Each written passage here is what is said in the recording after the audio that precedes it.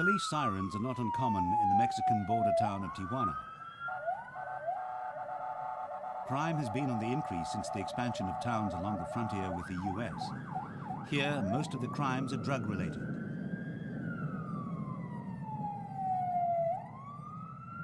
The police in Tijuana have certainly got their work cut out. Commander Julio Cesar Abasolo has received another call involving drugs. La 1852, que no haga 19 con el 1015, que haga 2 conmigo. Tercera y Ocampo. The Mexican police are trying to keep on top of the criminal network that has spread to every border town in the past 2 decades.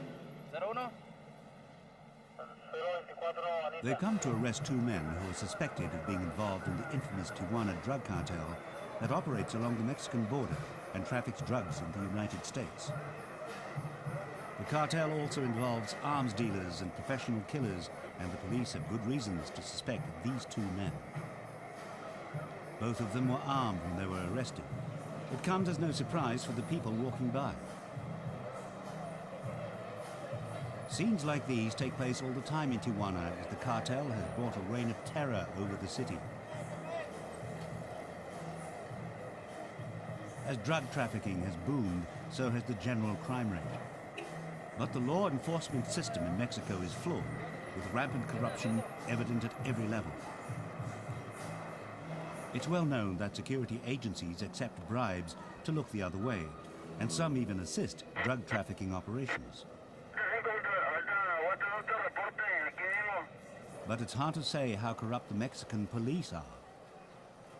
While the war on the Tijuana cartel is being waged, it isn't clear who is fighting for which side. State corruption helps the Mexican narcotics industry, but in the meantime, there's a desperate need for law enforcement.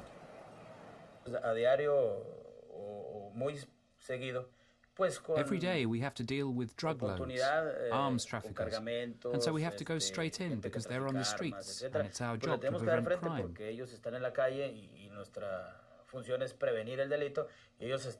They're about to commit crime, so we have to prevent them. Yes, on a daily basis we face cases involving drugs and armed people. And we've been fighting this and handing them over to the General Attorney's Office. With the federal government thousands of kilometers away, problems on the border are not always at the top of their agenda. Tijuana has huge numbers of migrants who come from all over the country looking for work, some of them in the lucrative drug industry. For more than a decade, Tijuana's drug cartel, run by the Arellano Felix brothers, has imposed its rule on the border city, pushing up crime rates dramatically. Although one of the brothers has been killed and another captured, there are still 6 at large. Tijuana's booming population is more than 1 million and is predicted to double in the next 12 years. The social outlook doesn't look good for Tijuanans, as border towns don't have the infrastructure to support the influx of economic migrants. Alberto is one of the many who profit from drug trafficking. He says in Mexico, with money, you can bribe nearly anyone. En los narcotraficantes como en el gobierno, y no me refiero específicamente drug traffickers en un gobierno, and the sino en government todos los gobiernos que profit from the illegal han business. existido y que no culpo ni al actual ni al I anterior, don't mean porque todo just el one tiempo ha particular sido government, lo but every mismo. government that's existed. En lo que a mí me consta, I don't blame this government pues, or the previous one. En ciertos niveles se puede In my experience, comprar you can buy government agents, federals, agentes or o the federales judiciary o at judiciales any level. Y pues ellos And when they see the mueven money, el dinero y they think about it twice. Pues te titubean un poquito, pero al final But at the end of de the day, cuentas, el money is dinero es el money, dinero y pues and you buy them. Los compras. Here at San Isidro border post, cars coming from Mexico have to queue for hours to get into the United States. This is the biggest and the busiest land border in the world, and drug traffickers know how to take advantage of that. The leaders of the Tijuana cartel are on America's most wanted list. Thousands of tons of marijuana, cocaine and heroin pass into the United States unnoticed. Customs officers make random checks for drugs, but with more than 40,000 cars crossing into the US every day, it's impossible to check each one, making policing the border a nightmare.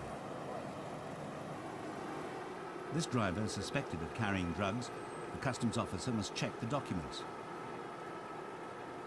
The driver knows it will be a long wait. He now has to fill in a questionnaire while his registration is checked on the federal computer and the keys of the car are removed. In the meantime, the queue gets longer. Minutes later, the car is sent to a second checkpoint where customs officers will carry out a thorough search on the vehicle.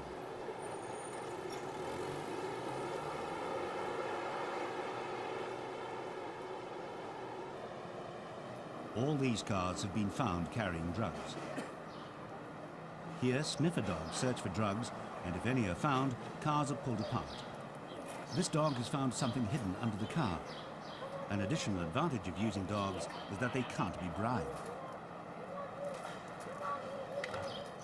Marijuana wrapped in perfume towels can't fool these well-trained animals. The US Chief of Customs at the San Isidro border post is concerned about the escalation of the drug flow across the border and corruption among his counterparts. He feels there's little chance of winning the war on drugs. There's large amounts of profitability in the narcotics trade, and I think that that's one of the reasons it will continue until we can work between our two governments to hopefully put an end to it. But the money is there, and as long as it's there, they will have people that are going to, as long as there's profit in narcotics trade, there's going to be people trying to smuggle through. And again, this is the largest land border in the world, so our threat is increased in narcotics smuggling over other locations. 30 kilometers away from Tijuana sits its prosperous US twin San Diego, and the contrast is clear. Thousands of people commute to San Diego from Tijuana, where they can earn 4 times their salary back home. Even the modern city of San Diego has felt the effect of the Tijuana cartel. With cheap and available drugs just a few kilometers away, here drug addiction rates are one of the highest in the country. Here at Nosotros, or Ours, a rehabilitation clinic on the outskirts of San Diego, drug addicts are fighting for recovery.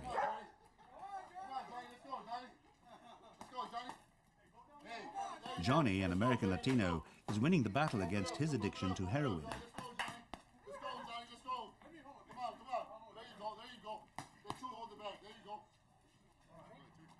Playing basketball and keeping active is a good way for addicts to distract themselves. But many of the patients are also on parole. Having been in prison for drug-related crimes, they know how the system works and want to find a way out of it.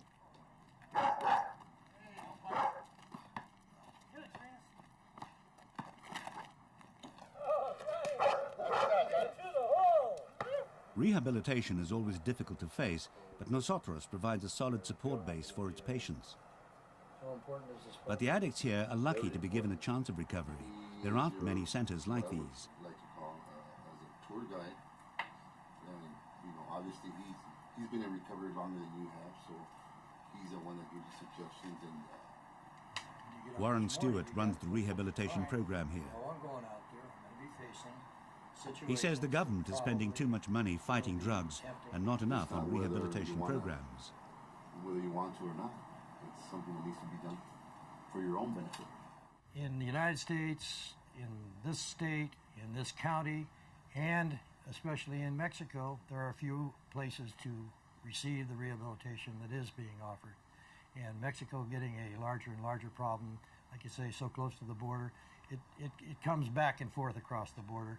And the chance for rehabilitation from these addictions is very difficult because there are very few places for people to go. Warren has created a support network for those neglected by the system, but there are many more in need of help. While the drug trade is such a profitable industry on the US-Mexico border, the Tijuana cartel will continue to do business. And as long as the US supplies the demand for drugs, the Tijuana cartel will continue to meet it.